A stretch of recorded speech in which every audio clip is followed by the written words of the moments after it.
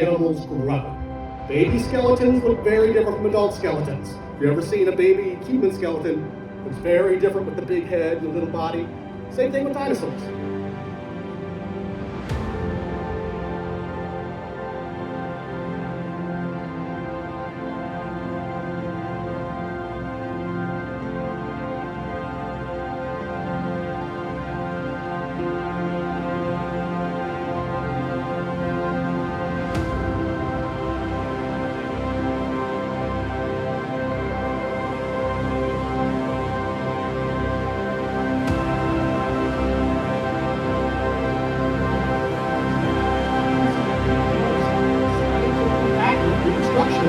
Of this new dinosaur.